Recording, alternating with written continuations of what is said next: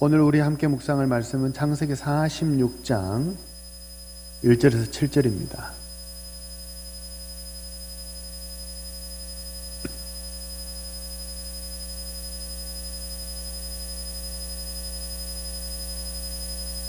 창세기 46장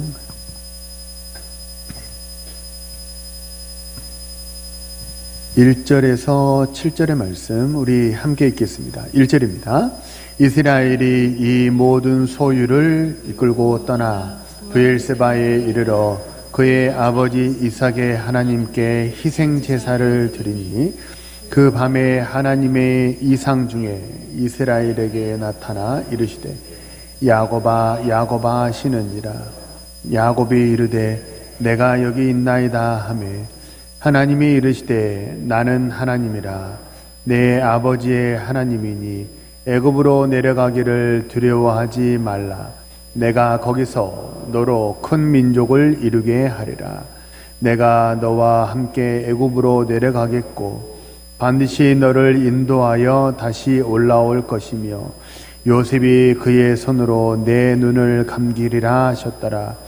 야곱이 브엘세바에서 떠날새 이스라엘의 아들들이 바로가 그를 태우려고 보낸 수레에 자기들의 아버지 야곱과 자기들의 처자들을 태우고 그들의 가축과 가나안 땅에서 얻은 재물을 이끌었으며 야곱과 그의 자손들이 다 함께 애굽으로 갔더라. 이와 함께 그 아들들과 손자들과 딸들과 손녀들 곧 그의 모든 자손을 데리고 애굽으로 갔더라. 아멘. 할렐루야. 우리 명절 잘 보내셨죠? 네, 우리 한번 옆 사람과 인사하실까요? 사랑합시다. 격려합시다. 다시 이제 우리가 일상으로 돌아왔는데요. 이제 본격적으로 이제 2024년 시작했지만 또 시작했죠. 올 한 해 하나님의 크신 은혜, 응답의 축복을 누리며 변화하고 성장하는 우리 신실한 우리 모든 주의 백성 되시기를 주님의 이름으로 축복합니다. 만약 한번 가정을 한번 해보세요. 만약 긴장하지 마세요. 기분 좋은 가정입니다.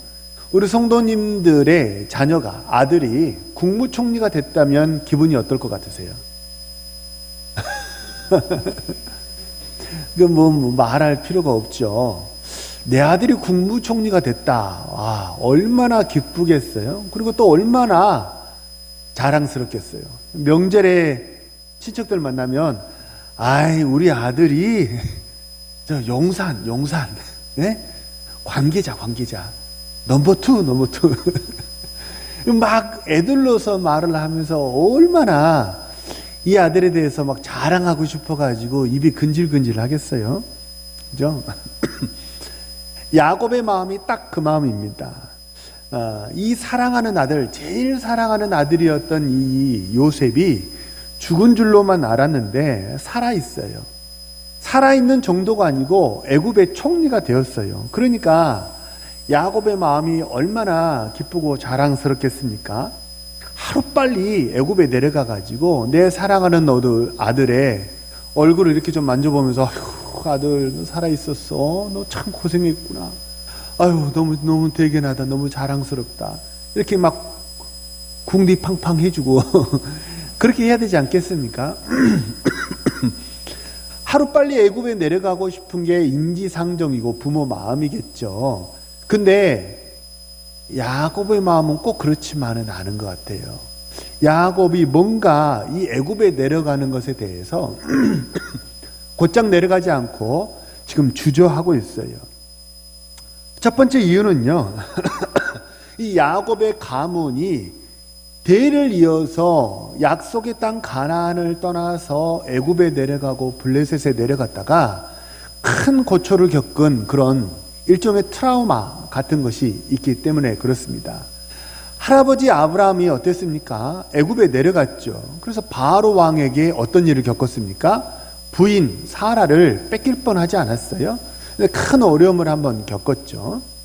두 번째, 아버지 이삭은 블레셋으로 내려갔어요. 애굽까지는 내려가지 않고 애굽과 이스라엘 사이에 중간 지대에 있었던 블레셋까지 내려가서 거기서 지내다가 우물을 파면 뺏기고 에색, 신나, 르호봇 이 우물을 다 뺏기고 마지막에 그들에게 막 공격을 당할 뻔하기까지 한 그런 어떤 어려움을 겪지 않았어요. 그러니까 이 야곱은 할아버지와 아버지를 통해서 가나안을 떠나서 내려가면 안 되는구나, 그러면 오히려 어려움을 겪게 되는구나 라고 선행학습이 분명 되어 있었습니다. 그런데 야곱이 어떤 사람이에요? 야곱은요, 명분 그런 것은 중요하지 않아요. 나에게 이익이 되기만 한다면 그 어떤 것이라도 감행하리만치 아주 주도 면밀하고 과감한 그런 성격을 가진 인물이 야곱 아닙니까? 그러니까 야곱의 본래 성격이라면 할아버지, 아버지가 그렇게 치도곤을 겪었다 손치더라도 무조건 야곱의 본성은 애굽으로 달려 내려갔을 거예요. 그런데 주저해요. 이유가 뭘까요? 또 다른 이유 하나는요, 야곱이 변화되었기 때문에 그렇습니다. 우리 찬송에도 그런 찬송 있죠. 제가 동국교회 와서 찬송을 소개하려고 그러면 좀 조심스러운데, 이런 찬송 혹시 아시겠죠? 주님 뜻대로, 다행이네.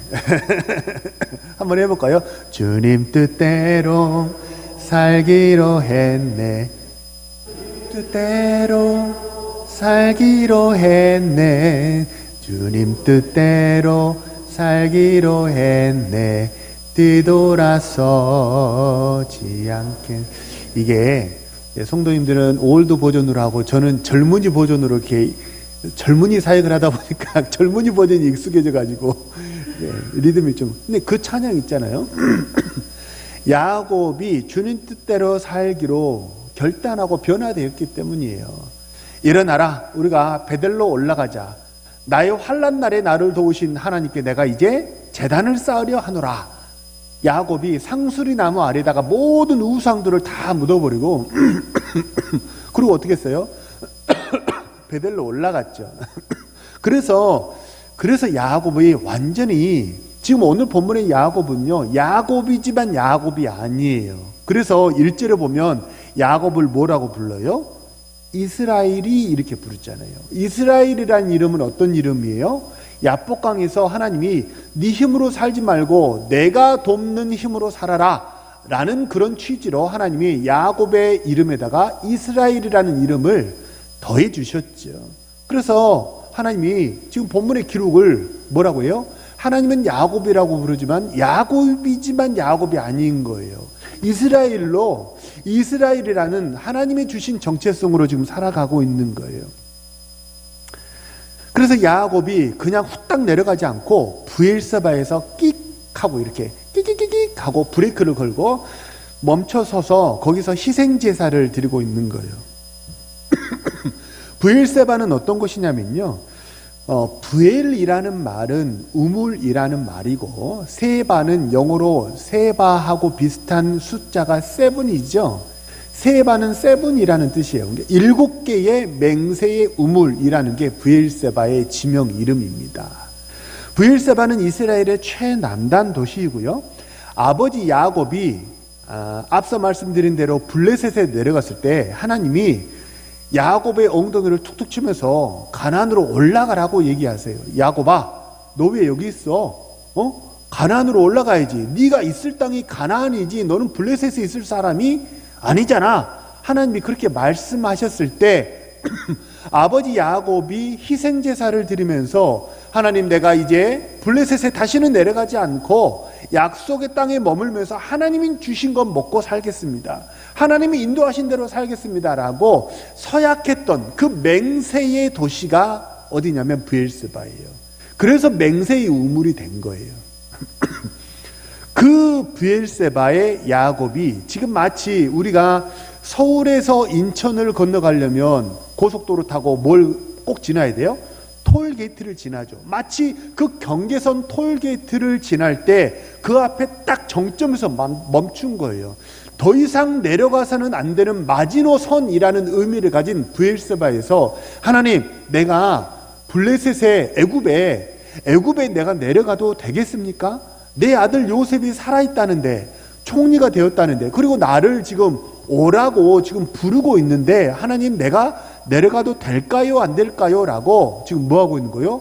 후딱 내려가지 않고 하나님께 물어서 인도함을 받고 있다는 거예요. 우리도 마찬가지입니다. 아리송한 것이 인생 살다 보면 있지 않습니까? 이거 해야 되나 말아야 되나, 이거 어떻게 해야 되나, 아리송한 거 있잖아요. 섣불리 판단하지 마세요. 하나님께 예배하시고 제사하시기 바랍니다. 그러면 하나님께서 반드시 말씀으로 응답해 주실 줄로 믿습니다. 아리송한 것도 하나님께 예배하시고요, 당연하게 보이는 것이라선 치더라도 하나님께 예배하세요. 하나님께 제단을 쌓고 예배하면요, 하나님께서 반드시 예배하는 가운데 그 줄인 심령 속에 하나님께서 응답의 축복을 주실 줄로 믿으시기를 바랍니다. 이게 예배자가 받는 최고의 축복이에요. 말씀으로 응답을 받는 것, 이게 우리가 예배 온 목적입니다. 하나님 만나는 이유고요. 그래서 말씀을 통해 말씀이 내 귀에 들려야 돼요. 나한테 지금 이런 일이 있는데 목사님을 통해서 하나님이 주신 말씀이 이런 거구나. 이게 서로 어떻게 되는 거예요? 아구가 착 이렇게 들어맞는 거예요. 그렇게 해야 되는구나. 하나님의 응답의 축복을 받아 누리시는 우리 신실한 주의 백성 되시기를 주님의 이름으로 축복합니다. 우리 한국 사람들이 가장 좋아하는 시편 몇 편이에요? 시편 23편, 그죠? 시편 1편, 23편, 한국 사람이 제일 좋아합니다. 시편 23편이 마치 딱 그 내용이에요. 우리가 제단을 쌓고 하나님께 기도하면, 예배하면 하나님이 어떻게 하신다는 거예요? 우리를 푸른 초장, 쉴만한 물가로 인도하신다. 그게 뭐예요? 시편 23편의 내용입니다. 양은 풀의 위치를 찾지 못합니다. 양은요, 물이 어디 있는지 찾지를 못해요. 근데 누가 그거를 찾아준다는 거예요? 목자 대신 우리 여호와 하나님이 우리가 물으면 우리를 푸른 초장 쉴만한 물가로 인도하신다는 거예요. 그래서 하나님은요, 우리가 예배할 때 항상 응답하세요. 믿으시기를 바랍니다. 그래서 창세기로부터 요한계시록까지 구약에서는 제단을 쌓았다, 제단을 쌓으라, 제단을 쌓았다, 제사했다 라는 말이 계속 반복되고요, 신약에서는 예배했다, 기도했다, 성령 하나님을 의지했다 라는 말이 계속 반복되는 이유가 바로 예배를 통해서 하나님께서 응답의 축복을 주시기 때문입니다. 그래서 성경은 시종일관 창세기부터 요한계시록까지 예배가 중요하다, 예배에 성공해야 된다, 예배자가 되어야 된다라고 하나님이 말씀하시는 거예요. 우리 사랑하는 예배를 사모해서 오신 우리 사랑하는 모든 성도님들의 심령 속에 답답한 문제가 있으십니까? 인도받아야 될 문제가 있으십니까? 기도할 때 하나님께서 응답의 축복을 주시기를 주님의 이름으로 축복합니다. 자, 제단을 쌓고 야곱이 하나님께 예배했어요. 그랬더니 하나님께서 응답하셨습니다. 하나님이 3절, 2절, 3절, 4절에 보면 하나님이 이상 중에 나타나셔서 야곱아 내려가기를 두려워하지 말라. 너는 내가 너와 함께 내려가겠고, 그리고 너는 반드시 다시 본토 이스라엘 땅으로 돌아오게 될 거야. 근데 돌아올 때는 그냥 돌아오는 게 아니고 반드시 내 후손이 중다한 민족을 이루게 되고 그 중다한 민족과 함께 돌아오게 될 거야. 하나님이 먼 미래에 하나님께서 계획하신 큰 그림을 보여주셨어요. 자, 하나님이 응답하셨습니다. 그러면 잘 들으세요. 하나님이 우리에게 말씀하시면 우리가 할 수 있는 선택지는 딱 두 개입니다.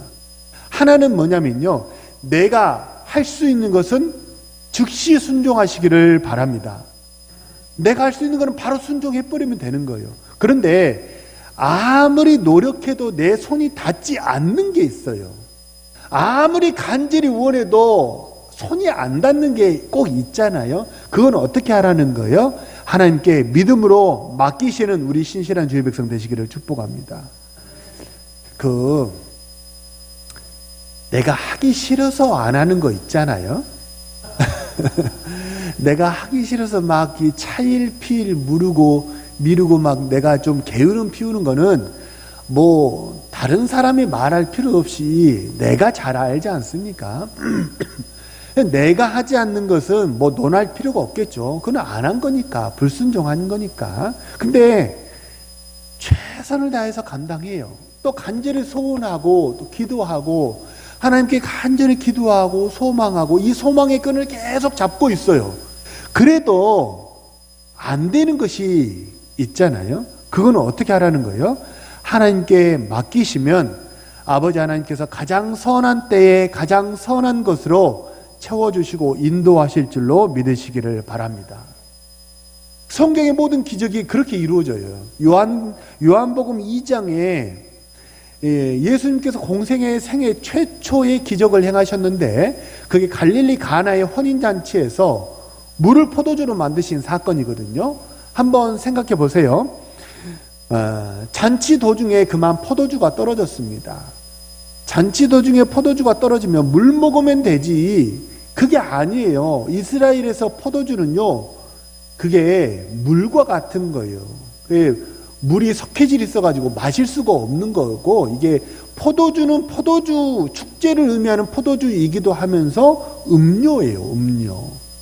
그래서 주님이 내가 너희를 위하여 흘린 피는 참된 음료로다 이렇게 말씀하시잖아요. 그래서 포도주는 성경에 술로서의 축제의 의미도 있지만 음료의 의미도 있거든요. 그러니까 이 팔레스타인 지방에서 포도주가 떨어졌다는 것은요, 이 연회장에게는 큰 과실이에요. 큰 책임을 물어야 될 아주 큰 흠결이 되는 것입니다. 그때 2장 5절에 보면 예수님의 어머니가 하인들에게 뭐라고 말씀하시냐면 너희들에게 무슨 말씀을 하시든지 그대로 하라. 예수님의 어머니가 말씀하세요. 무슨 말씀을 하든지 그대로 하라. 이렇게 얘기를 하세요. 자, 그래서 하인들이 한 게 뭐예요? 주님이 명령하신 게 뭐예요? 두세 통 들어가는 그 항아리가, 돌 항아리가, 물이 이제 두세 통이 들어가는 항아리가 6개가 있었어요. 물을 가득 채우라는 거예요. 물 채우는 건 하인들이 할 수 있어요, 없어요? 참 어렵죠, 문제가. 그죠? 채우는 거 할 수 있어요, 없어요? 있죠. 그거 떠서 연회장에게 갖다 주래요. 이건 할 수 있어요, 없어요? 있어요. 하인들이 할 수 있는 거는 그냥 하면 되는 거예요. 그 즉시 하면 되는 거예요. 근데 무엇은 할 수가 없어요? 물을 포도주로 바꾸는 건 하인들이 할 수 있어요, 없어요? 하인들이 할 수가 없어요. 혹시 우리 성도님들 중에 물을 포도주로 바꾸실 수 있는 분 계세요? 이제 3월 말에 우리 성찬식 해야 되거든요. 그때 꼭 좀 도와주시기를 바랍니다. 물을 포도주로 직접 바꿔가지고 성찬식 하면 훨씬 더 은혜가 되지 않겠습니까? 아니면 우리가 이제 해야 될 구제 사역, 장학 사업이 많은데 물을 포도주로 바꿀 수 있다면 그거 해가지고 인터넷 쇼핑몰에 팔면 엄청 많이 팔릴 것 같은데, 그죠? 물을 포도주로 바꾸는 건 하인들이 할 수가 없죠. 그건 어떻게 하는 거예요? 맡기는 거예요. 그건 하나님께 맡기는 거예요. 내가 어떻게 할 수가 없어요. 아무리 노력한다 손 치더라도 물을 포도주로 바꾸는 건 할 수가 없어요. 그거는 아버지께 그냥 믿고 맡기는 거예요. 근데 오해하시면 안 돼요. 하나님께 믿고 맡긴다라는 말이 포기했다라는 것을 의미하는 게 절대 아니에요. 그럼 뭐예요?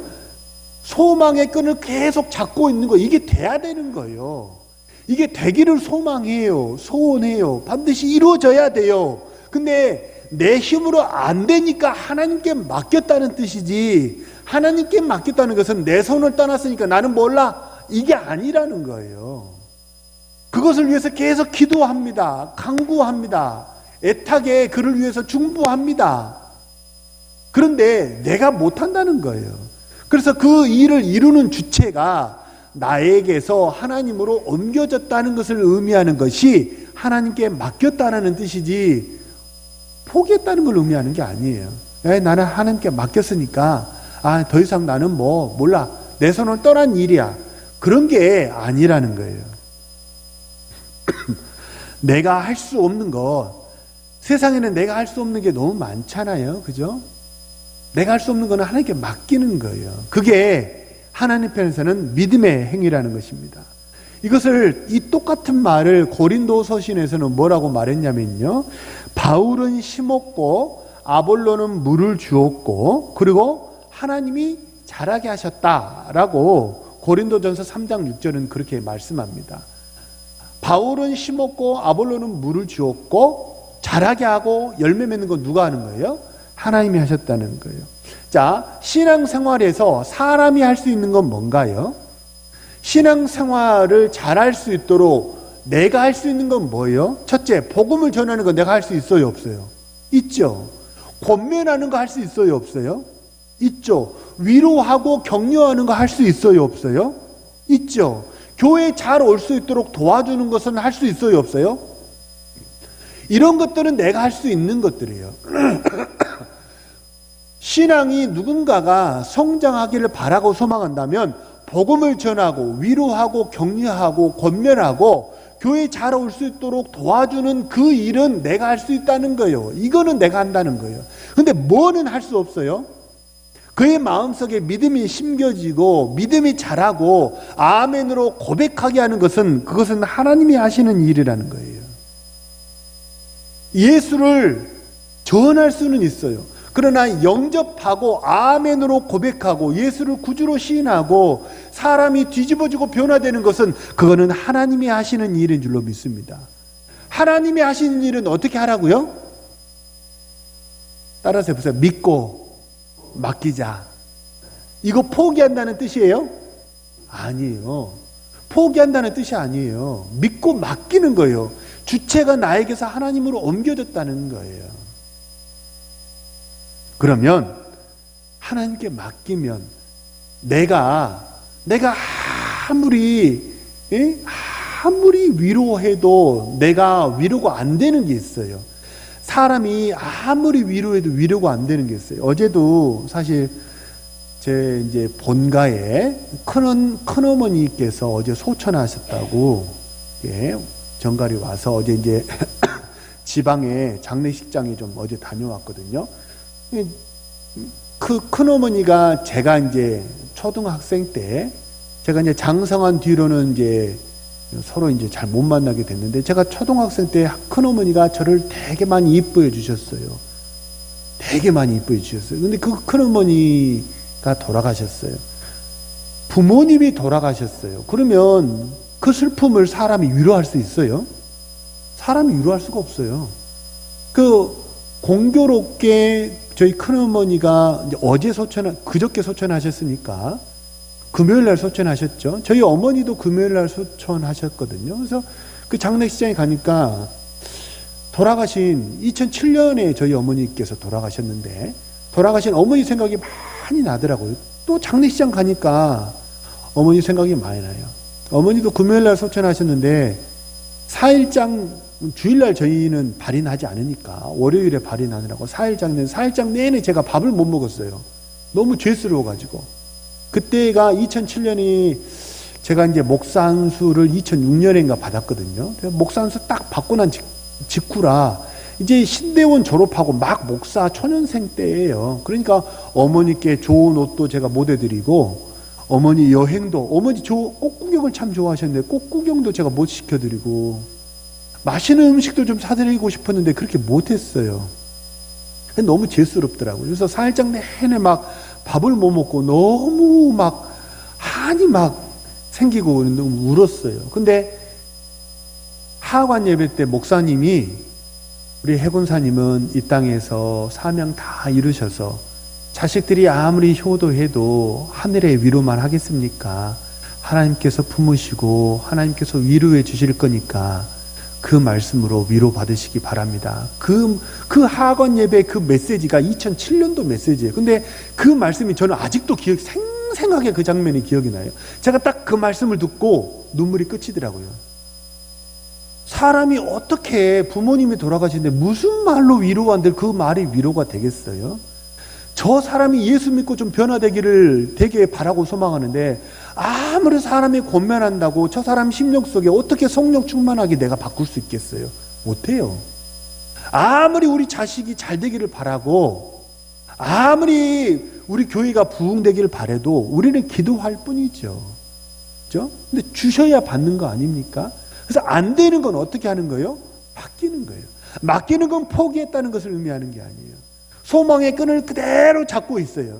하지만 내가 못하는 건 나보다 더 능력 있으시고 나보다 더 지혜 있으신 우리 하나님 아버지께서 나 대신 일하셔서 모든 상황을 선하게 바꾸어 주실 줄로 믿으시기를 바랍니다.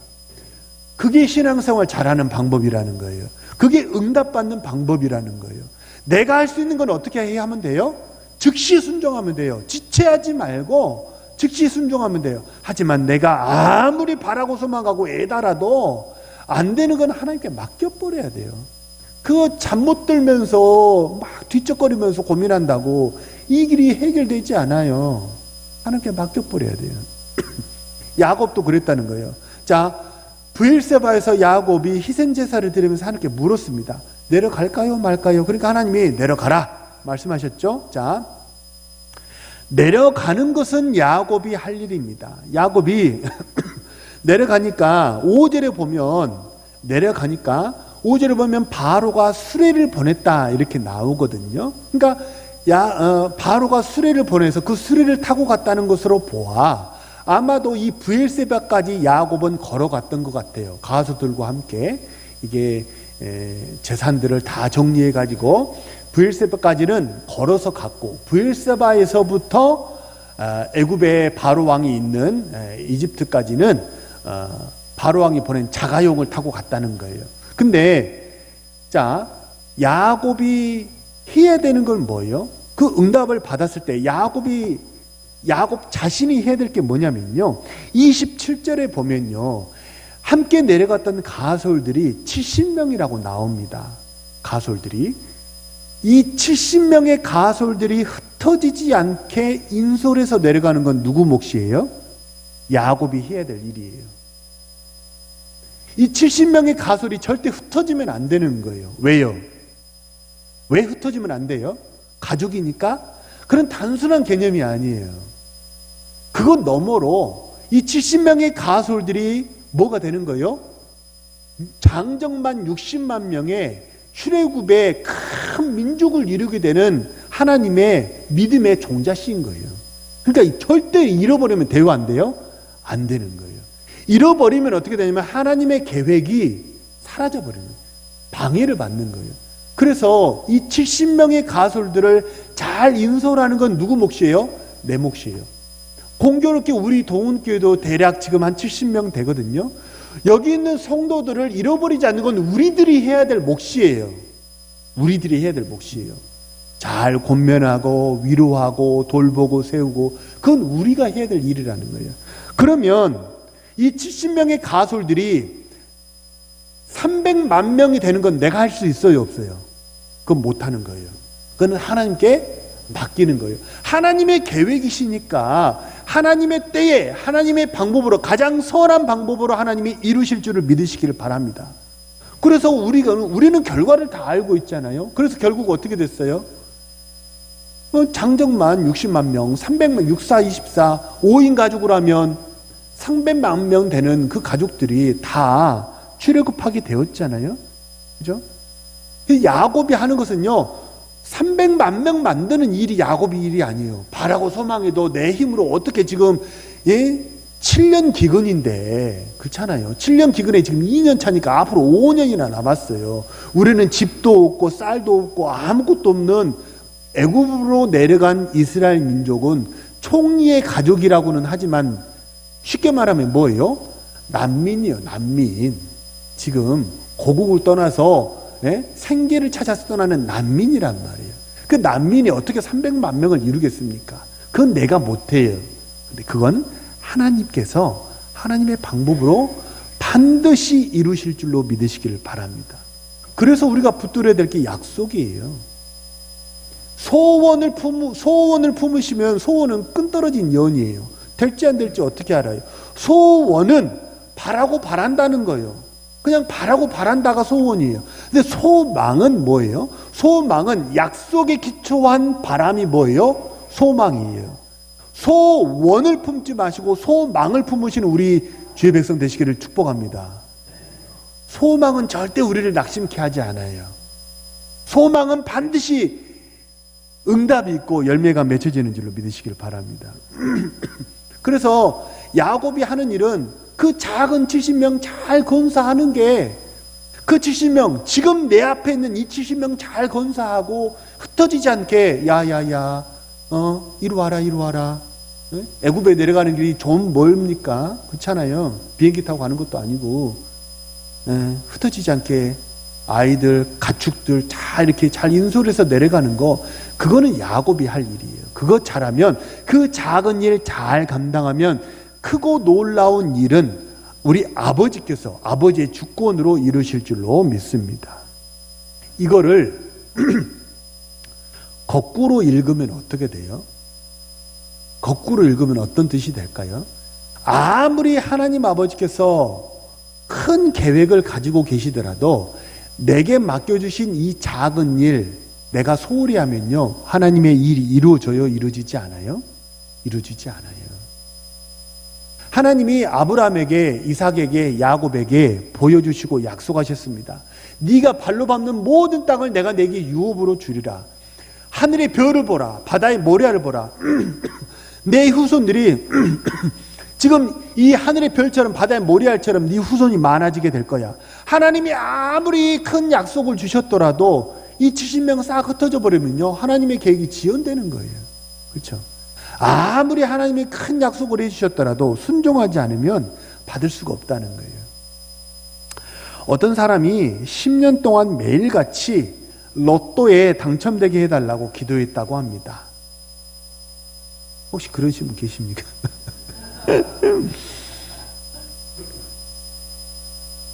당첨되시면 11조 하시고 교회를 떠나시지 않기를 소망합니다. 왜? 로또 당첨되는 수칙 있잖아요. 핸드폰 번호 바꾸고 잠수 타고 그러지 마시고 그냥 일상을 사시는 게 가장 복된 것 같아요. 어떤 사람이 10년 동안 매일같이 로또에 당첨되게 해달라고 기도했는데요, 하나님이 보시기에 이 기도가 좋은 기도예요? 별로 좋지 않은 기도예요? 별로 좋지 않은 기도예요. 근데 10년 동안이나 매일같이 기도하니까 하나님이 되게 마음이 부담이 되셨대요. 그래서 어느 날 이 사람이 또 어느 날 이 사람이 로또를 위해서 기도하니까 하나님이 이 사람이 기도할 때 나타나셔서 이렇게 말씀하셨대요. 야, 네가 10년 동안이나 이렇게 매일같이 로또에 당첨되게 해달라고 기도하니까 내 마음이 무척 부담이 되는구나. 내가 들어줘야 될지 말아야 될지 내가 되게 부담이 되는데, 그런데 아들아, 로또에 되게 해달라고 기도하려면 로또는 좀 사야 되지 않겠니? 로또도 안 사고 10년 동안 그 당첨되게 해달라고 기도하면 어떻게 내가 네 기도를 들어주겠냐. 하나님 그러셨다는 거 아니에요? 마찬가지예요. 하나님은 지금 이렇게 제가 말씀드리니까 로또 사라는 얘기 아닙니다. 막 10년 동안 기도하면 하나님이 나타나시는구나. 지금 목사님이 설교 시간에 얘기하셨던 그런 얘기 아니죠, 지금. 기도해야지, 순종해야지 응답받는다, 그 얘기 아닙니까? 그죠? 하나님이 아무리 크고 좋은 걸 예비하셨어도 내가 열쇠를 기도의 열쇠로 문을 열어야 돼요. 축복의 문을 열어야 돼요. 그건 누가 해야 되는 거예요? 내가 해야 되는 거예요. 예배하시고 이제 본격적으로 2024년이 이제 구정이 지나고 시작되는데, 올 한 해 예배에 성공하시는 우리 주의 백성 되시기를 축복합니다. 기도에 성공하시는 우리 주의 백성 되시기를 축복합니다. 그래서 제단을 쌓을 때 우리를 인도하시고, 그리고 순종할 때 응답하시는 그 신실하신 하나님을 만나고 체험하는 그런 체험 있는 올 한 해 되시기를 주님의 이름으로 축복합니다.